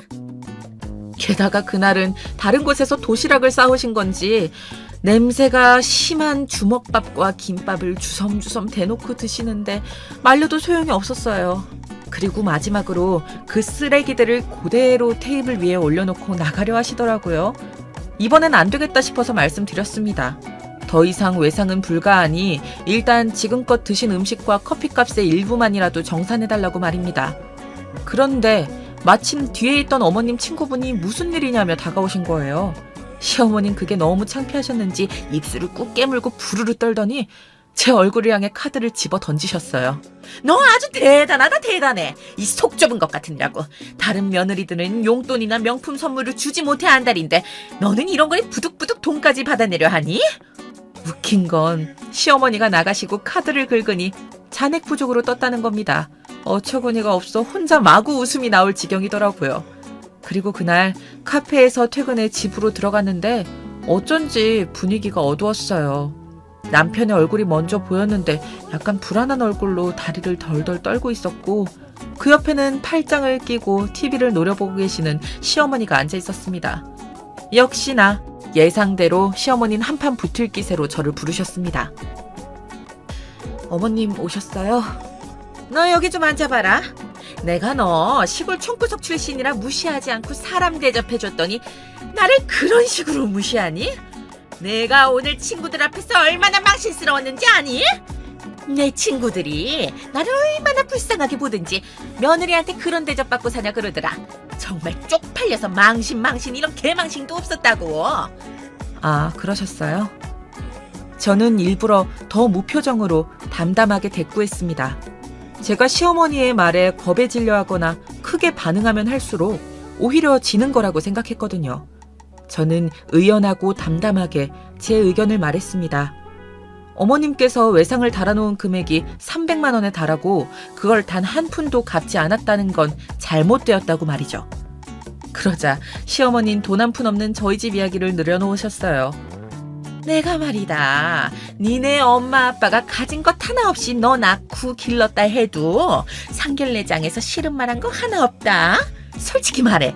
너 뭐가 잘났니? 그저 그런 전문대 나와 고작 커피나 팔고 있는 주제에 내 아들은 그래도 괜찮은 회사 다니고 꼬박꼬박 월급 타오는 성실한 직장인이야. 너 카페 하는 것도 마음에 안 들었어. 그거 언제 망할지도 모르는 사업 괜히 망했다 피보면 어쩌려고. 근데도 내 아들이 하도 좋다고 하니까 허락해준 거다. 근데 이게 은혜도 모르고. 제가 카페를 하면서 제일 많은 이득을 본 건 분명 시어머니인데 어머님의 뇌에는 그런 생각 같은 것들이 전혀 없어 보였어요. 오로지 자기 아들이 너무 아깝고 불쌍하다라는 내용뿐이었죠. 그런데 여기서 제 예상을 벗어난 것이 있었으니 남편의 행동이었어요. 남편은 이런 상황이 펼쳐지고 있음에도 불구하고 아무 말 못하고 다리만 덜덜 떨고 있더라고요. 얼마나 한심하게 보이던지 시어머니의 막말보다 그 꼴이 더 실망스럽더라고요. 어머님, 저도 한마디 드릴게요. 다른 건 몰라도 저희 집 이야기는 꺼내지 말아주세요. 저희 어머니 아버지 가진 거 하나 없으신 분 아니고 저한테 정말 좋으신 것들만 물려주신 분이에요. 그리고 저희 카페 매상 괜찮았으니 앞으로 오지 않으셔도 될 것 같아요. 아까 카드 잔액 부족으로 떴으니 그것도 계산해 주시고요. 부탁드립니다, 어머님. 뭐야? 시어머니는 약간 당황하셨는지 말씀을 흐리셨습니다. 그러다 이내 자기도 지지 않겠다는 듯 한마디를 꺼내셨는데 놀랍게도 시어머니가 꺼낸 카드는 상상치 못한 가게 개업이었어요. 네가 아주 네 굴을 파는구나. 내가 여기 대로변이 있지? 거기 아주 큰 소고기 식당을 열기로 했다. 아마 사람이 빠글빠글할 거다. 안 봐도 뻔하지. 나 사는 곳이 돈 꽤나 있는 사람들이 많이 사는 동네잖니? 그런 사람들은 돼지 안 먹고 소 먹거든. 비싸도 소가 최고지. 근데 이 식당 사업이 잘 되면 누구한테 가겠니? 내 아들한테 갈 거야. 그러니까 니네 부모한테 배운 것처럼 촌스럽게 굴지 말고 줄을 잘 서란 말이야. 아무리 지 부모한테 배운 게 없어도 그렇지 어디서 따박따박 말대꾸라고 앉아있어? 참으로 유치했습니다. 외상값 계산해달랬더니 가게 개업할 거라며 그 가게 받으려면 자기한테 잘하라니 거기다 마지막에 덧붙인 저희 부모님에 대한 모욕은 너무나 치욕스러웠어요. 어머님, 아무리 그래도 부모님 운운하는 건 좀 아니지 않나요? 저희 부모님 관련된 발언부터 취소해주세요. 취소 안 해주시면 저 더 이상 어머님 얼굴 못 볼 것 같아요. 이게 미쳤나? 내가 뭘 잘못했다고 취소를 해? 취소해주세요. 저기 여보도 그만, 너무 감정적인 것 같아. 그리고 엄마, 그건 엄마가 심했어. 왜 갑자기 장모님 장인어른 얘기를 꺼내. 엄마, 아무튼 개업 준비하느라 바쁠 테니까 얼른 가보셔. 가자.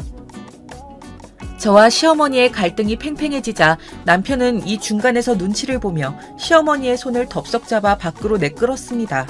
하지만 저는 나가는 시어머니에게 입금부터 해달라는 말로 팽팽히 맞섰어요. 결국 시어머니가 제 머리채를 잡으려 들자 남편이 가로막고 시어머니까지 오신 이후에야 정리가 되기 시작했습니다. 다행히 시아버진 공정하셨습니다. 상황을 들어보시더니 혀를 ጭጭ 차시더라고요.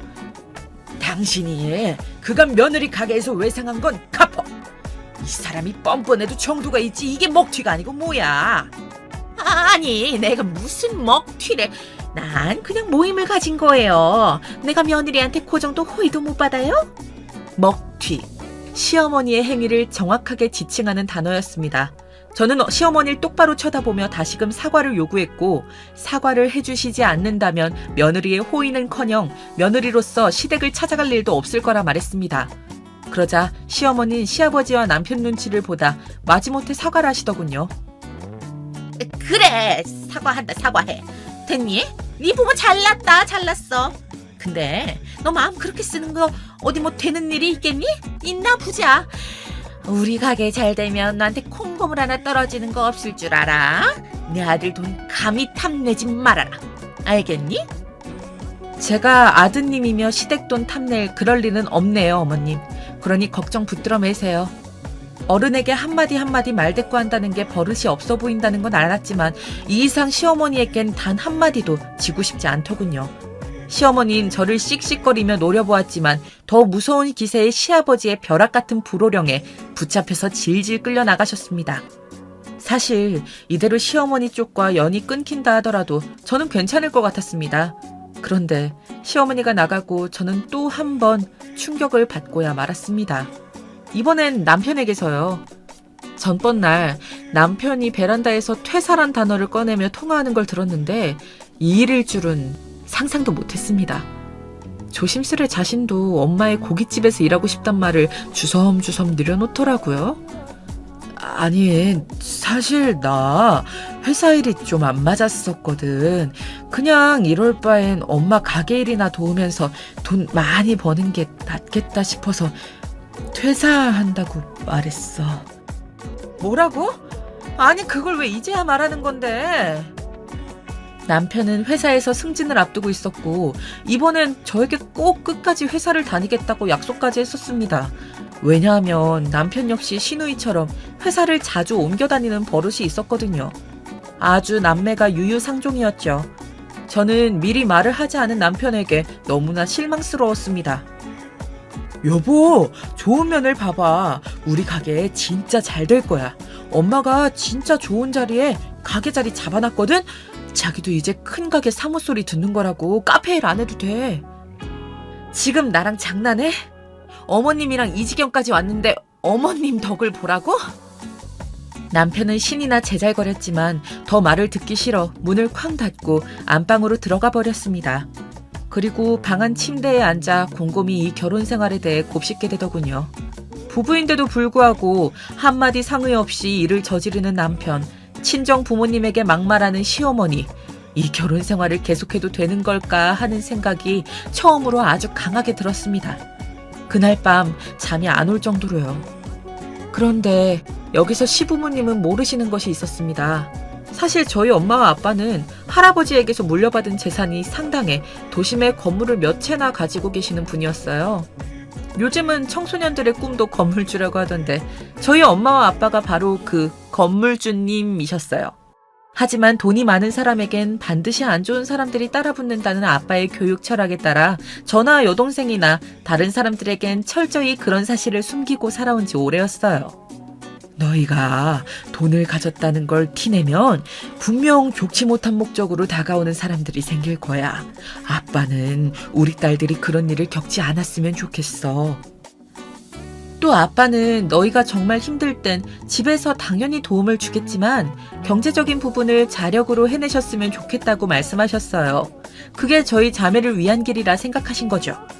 그래서 저희 자매는 실제로 대학 등록금을 제외한 생활비를 저희 돈으로 해결했어요.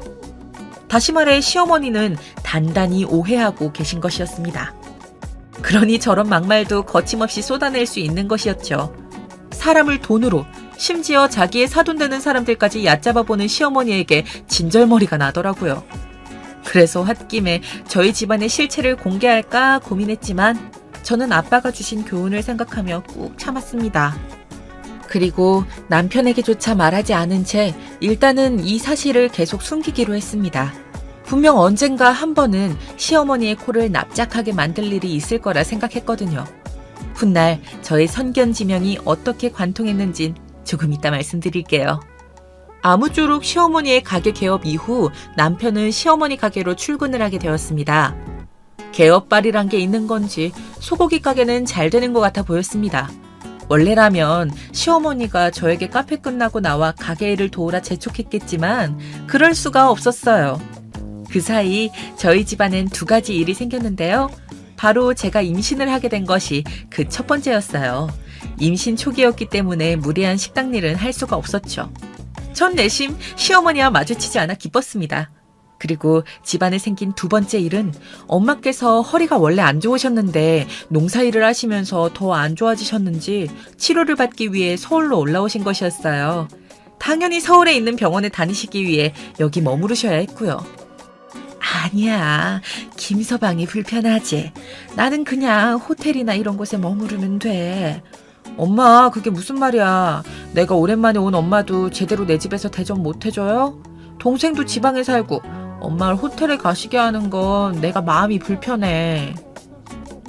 엄마는 저희 남편에게 민폐를 끼치게 하는 일이 될까봐 처음엔 굳고 사양하셨는데요. 제 설득으로 머무르게 되셨습니다. 전 엄마가 최대한 편히 지낼 수 있도록 베개도 매일 세척하고 엄마가 좋아하시는 촉감의 이불도 준비하며 잠시나마 이 짧은 모녀간의 시간을 즐기려 했던 것 같습니다. 그간 시어머니와의 갈등으로 많이 지쳐있기도 했고 저도 엄마에게 이런저런 이야기를 하며 스트레스를 풀고 싶었거든요. 그런데 저희 엄마가 집에 있다는 소식을 듣자마자 갑자기 득달같이 시어머니에게서 전화가 걸려왔더군요.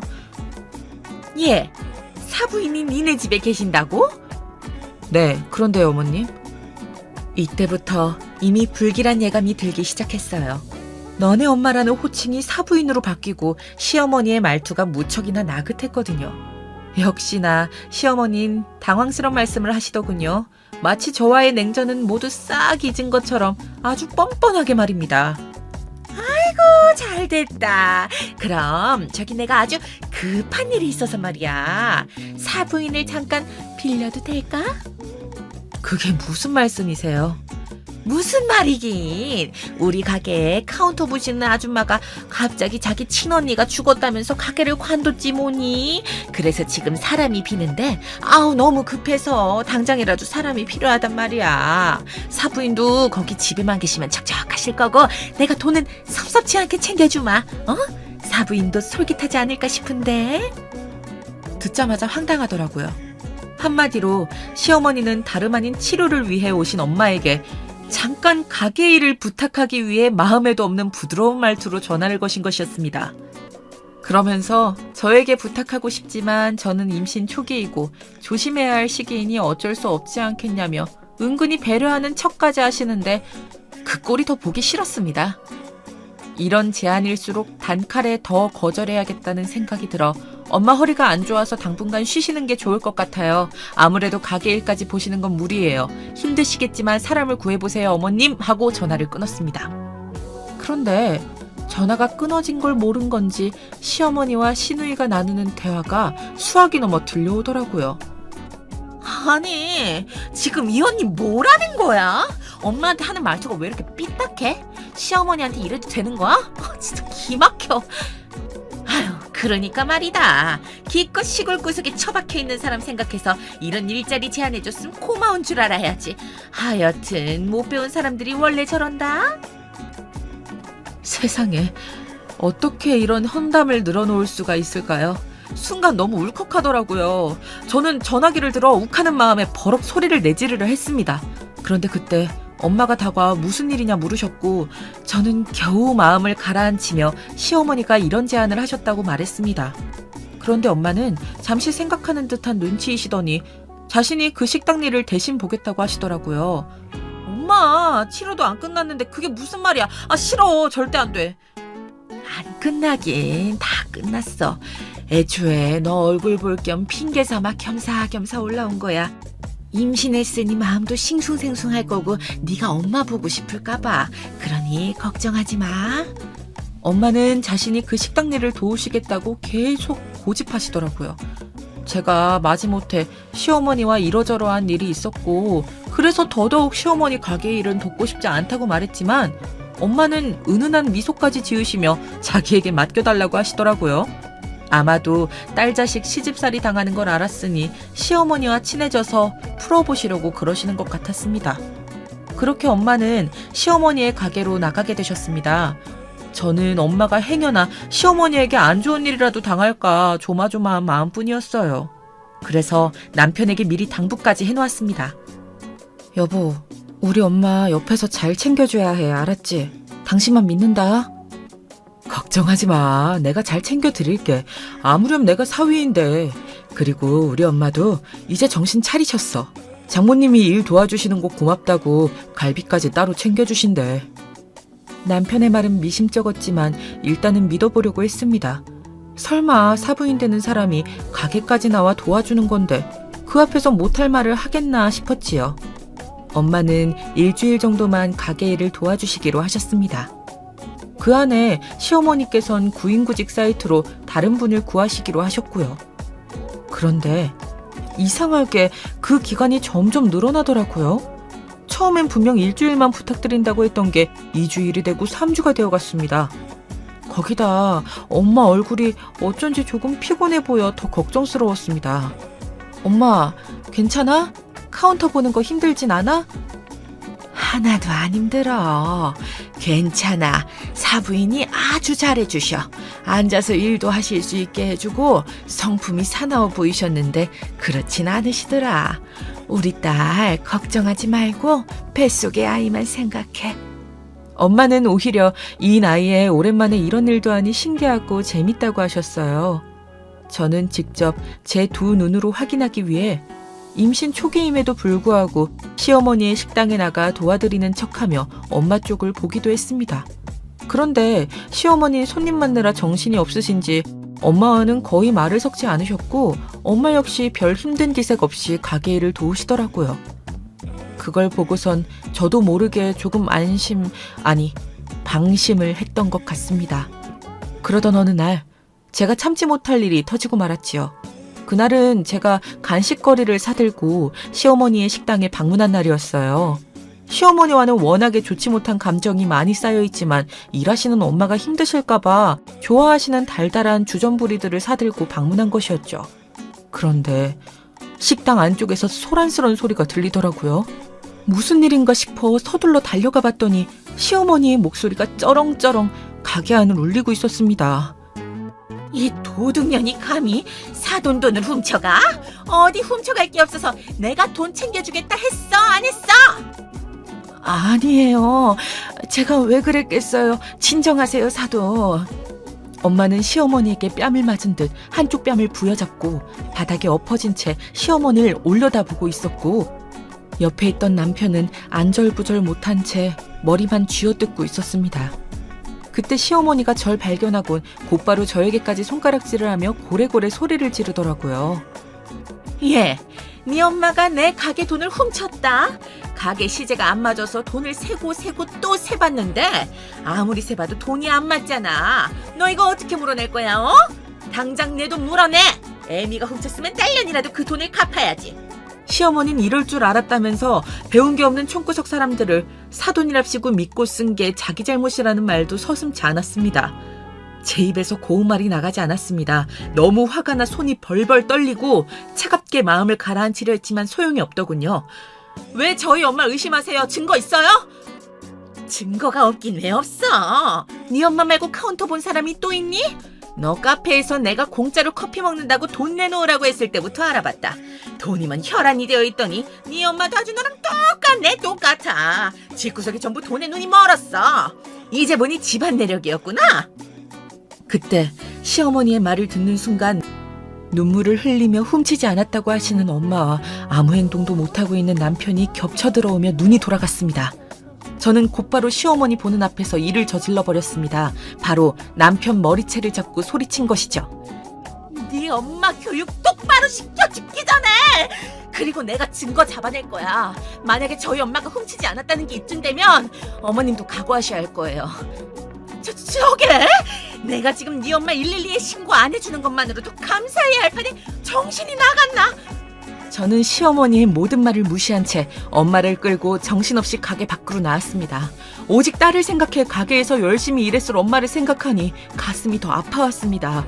심지어 시어머니의 만행은 이게 끝이 아니었어요. 엄마는 저를 생각해 말하지 못했던 것들을 그제야 하나씩 털어놓으셨어요. 시어머니가 손님들 보기 좋게 항상 웃고 있으라고 한 것, 조금이라도 표정이 굳어있거나 힘든 기색을 내비추면 와서 웃으라고 소리를 지른 것, 거기다 이 사실을 저에게 이야기하면 임신한 딸 이혼시킬 거라고 입단속 잘하라는 경고까지 했다고 합니다. 저는 너무 화가 나 엉엉 울며 아빠에게 전화해 이 일을 털어놓았습니다. 뭐? 네 엄마가 그런 일을 당했다고? 이런 정신이 썩어도 한창 썩어 문드러진 것들. 당장 서울로 올라가마. 아빠는 바로 서울로 올라오셨고 저희는 집안에 모여 무거운 분위기 속에서 한참을 침묵하고 있었어요. 그 누구도 쉽사리 입을 뗄 수 없을 만큼 무겁고 심각했어요. 전 엄마에게 깊은 죄책감을 느끼고 있었고요. 그런데 그때 엄마가 이런 말씀을 하시더라고요. 네 시어머니 이상한 게 한두 가지가 아니었어. 밤에 네 남편까지 일부러 일찍 퇴근시키고 친구들을 가게로 부르더라고. 그리고 무슨 짓거리를 하는진 모르겠지만 다음날 가보면 아주 식당이 엉망이었다. 그러면서 나한텐 절대 바깥 사돈한테 말하지 말라고 그러더라고. 어?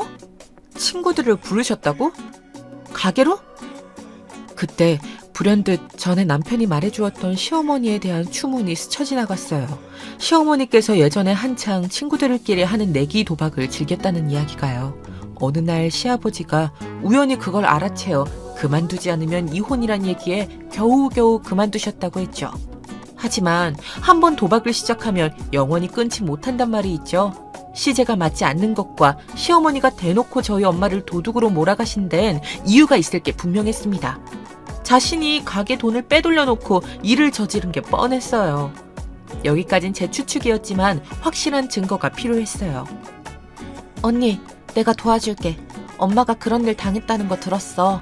우리 집 돈 많아서 좋은 게 뭐야? 이럴 때 써야지.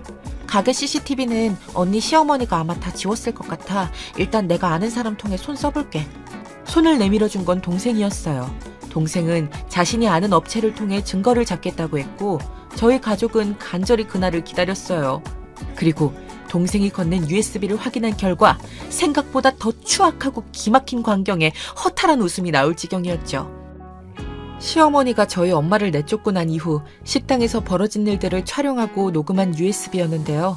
저는 캡처본을 촬영하여 곧장 식당으로 향했습니다. 가는 내내 웃음이 절로 지어지더라고요. 먼저 미리 찍어놓은 영상 캡처본들을 시아버지 앞에 보여드렸습니다. 시아버진 보시자마자 같이 온 저희 엄마와 아빠를 향해 털썩 무릎을 꿇으셨어요. 이거 죄송해서 어떡합니까? 저희 집사람이 아주 큰 무례를 저질렀네요. 정말 죄송합니다. 사부인에게 어떻게 정신적 피해 보상을 해드려야 할지. 시아버지의 진심 어린 사과에 엄마와 아빠는 정중하게 모르신 일이니 시부의 잘못이 아니라고 말씀하셨어요. 저 역시 시아버지께선 지금껏 저에게 악의 없이 대하신 걸 알기에 용서해드렸습니다. 그런데 호랑이도 제 말하면 온다고 때마침 경쾌한 풍경 소리가 들리더니 남편과 함께 시어머니가 가게에 도착했더라고요. 시어머니는 벌컥 화를 내더군요. 이 도둑년들이 여기가 어디라고 찾아와? 얘, 너 내 아들이랑 이혼은 각오하고 온 거지? 네가 아무리 내 손주를 뵀다 해도 나는 도둑년 딸이랑은 절대 상종 못한다. 시모는 적반하장으로 이혼을 강요하고 나섰습니다. 같이 온 남편 역시 멀뚱멀뚱 지켜보고 있더라고요. 저런 걸 데리고 지금껏 결혼 생활을 유지했다니 천추의 한이었어요. 전 시모에게 바로 반격을 해드렸습니다. 준비한 자료들을 몽땅 공개하면서 말입니다. 가게에서 남자 끼고 내기 도박하고 즐거우셨겠어요. 뭐야? 이미 시어머니는 뭔가 걸렸다고 생각했는지 당황한 티가 역력했습니다. 그런 시어머니에게 전 불 꺼진 가게에서 내기 도박을 하는 시어머니 모습이 담긴 사진들을 보여주었어요. 안색이 하얗게 질리는 걸 보니 저절로 미소가 지어지더군요.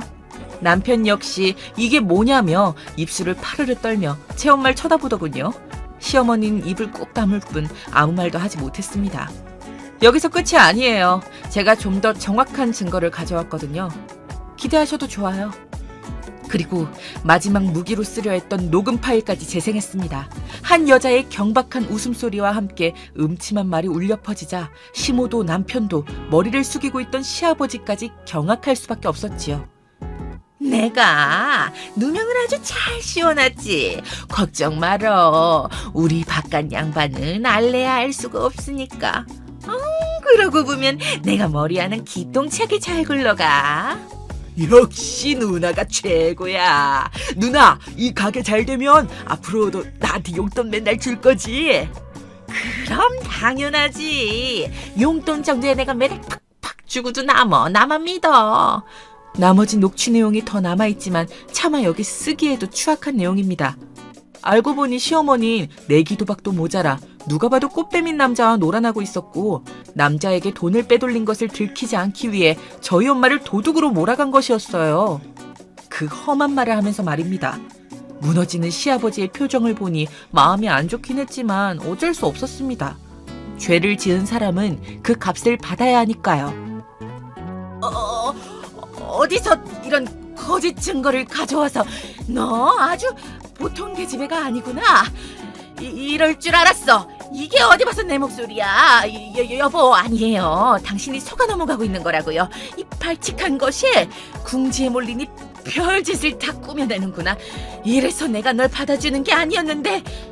제가 어떻게 어머니 목소리까지 꾸며내겠어요. 보기 안 좋으니 그만 인정하세요. 하지만 그때 가슴을 치며 시어머니를 막은 건 남편이었습니다. 엄마 그만해요. 제발. 언제 정신 차리실 거예요. 젊으셨을 땐 내기 도박으로 집안을 말아드시더니 이젠 횡령도 모자라서 장모님께 그런 짓까지 저지르시고. 엄마가 사람이에요? 남편의 절규는 안타까울 정도로 절박해 보였습니다. 아마도 제가 알지 못하는 시어머니의 도박 관련된 가정사가 더 있는 듯 했어요. 그리고 남편의 말에 이어 얼굴이 붉어진 시아버지까지 더 이상은 못 참겠는지 그대로 시어머니의 뺨을 후려치셨어요. 그 짝소리에 저희 친정 부모님은 물론 가게 손님분들도 놀라 정적이 흘렀습니다. 당신이랑은 단 하루도 못 살아! 당장 꺼져! 그날 이후 시아버지는 곧바로 시어머니와 이혼을 강행하셨고 저 역시 남편과는 깨끗이 갈라서기로 했습니다. 지엄마 등 뒤에 숨어 자기 와이프 하나 지킬 줄 모르는 마마보이는 더 이상 필요가 없었거든요. 아직 태어나지 못한 아기가 걸리긴 했지만 제 뒤에 친정엄마와 아빠가 있다고 생각하니 너무 부정적으로만 생각하지 않기로 했어요. 게다가 한 가지, 저희 집이 재력이 있다는 거 언젠가 한 번은 쓰일 거라고 말했죠. 전 남편과 이혼 도장을 찍으며 시댁에 당당히 어느 정도의 재산을 가지고 있는지 밝혔습니다. 그러자 그 반응이 얼마나 놀라웠는지 모릅니다. 시어머니가 울며 불며 빌기 시작했어요. 자기가 잘못했다, 다시 돌아와 달라며 돈에 횟가닥 뒤집어진 얼굴을 보이는데 정작 돈에 미친 게 누구인지 사람이 순간 무서워 보이기까지 했어요. 자, 여기까지가 제 파란만장한 결혼 생활 이야기입니다. 앞서 이야기한 것처럼 참 파란만장했죠.